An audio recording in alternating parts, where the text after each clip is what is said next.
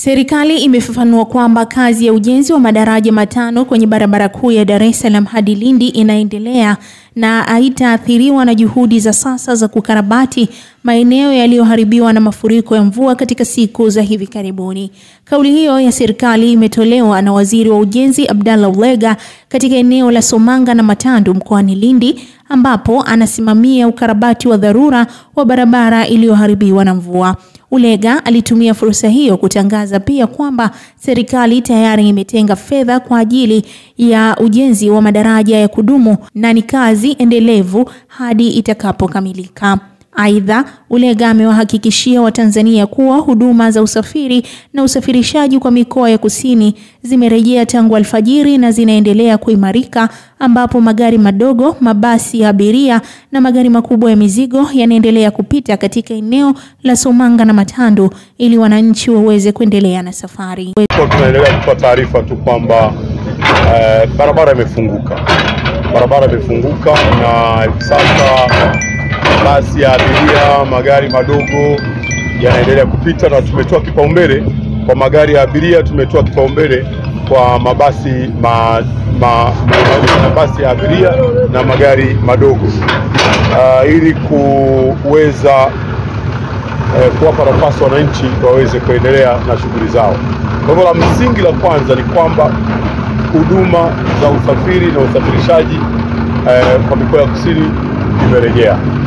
Na kipaumbele chetu ni magari ya abiria, magari madogo, alafu na magari ya mizigo pia vile vile. Na ile nyingine ambalo ningetamani lieleweke wazi, hii iliyotokea ni dharura. Na wakati dharura hii inatokea ni kwamba kazi ya ujenzi wa madaraja yale ambayo ni ya kudumu ilikuwa ikiendelea.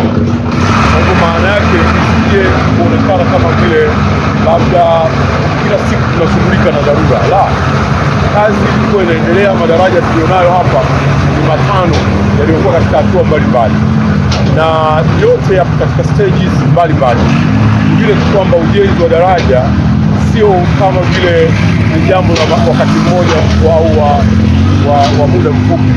Ni hatua, tengenezwe nguzo, likomae, limwagwe zege, likomae. Kwa hivyo hatua kwa hatua. Naomba niwatoe hofu Tanzania, wasikia wakadhani kwamba toka ilipotokea dharura ya mwaka jana hakuna serikali ilichokifanya. Serikali imechukua hatua madhubuti kabisa, na kila mahala yuko mkandarasi anafanya wajibu wake. Hili lilotokea leo ni sehemu ya dharura, kama ambavyo wakati wote dharura inaweza ikajitokeza. Narudia kuwashukuru sana wananchi wote kwa uvumilivu, na shukuru sana kwa subira, lakini vile vile tunaendelea kuwashukuru sana wakandarasi wetu, wataalamu wetu wa TANROADS na wote. Tunamshukuru kwa namna ya kipekee kabisa Mheshimiwa Rais Daktari Samia Suluhu Hassan kwa kutupa moyo na msukumo mkubwa wa kuhakikisha kwamba kazi hii tunaifanya usiku na mchana bila ya kuchoka. Kwa upande wa kituo cha mabasi cha Mbagala, ambacho ndio kama kituo kikuu kwa mabasi yanayokuja kusini, kwamba wamezuia watu kuja. Tunaomba watu waendelee wabebe abiria na waendelee kuwasafirisha watu, kwa sababu ukweli ni kwamba sasa hivi barabara imefunguka. Kilichobaki nacho ni kuimarisha tu. Tunaendelea kuimarisha hatua hadi hatua, ili ukweli tuwatoe hofu wa Tanzania kwa dharura hii tumeidhibiti na maisha yanaendelea. Na nirudie kusema, hiyo haimaanishi kwamba sisi tunadili na dharura tu. Kazi ya ujenzi, unaweza kuona hili ni lori kubwa kabisa, na lenyewe tayari limekwisha kupita, na malori mengi sana yameendelea kupita.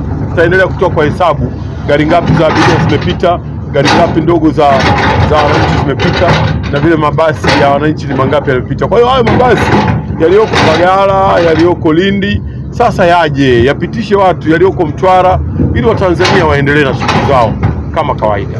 Na vile vile tunawashukuru waandishi wa habari, reporters wote, kwa kuwa mmekuwa mkiwaeleza Watanzania kile ambacho kwa hakika kinaendelea hapa katika site hii ya Somanga, lakini na vile vile ile ya upande wa Matandu.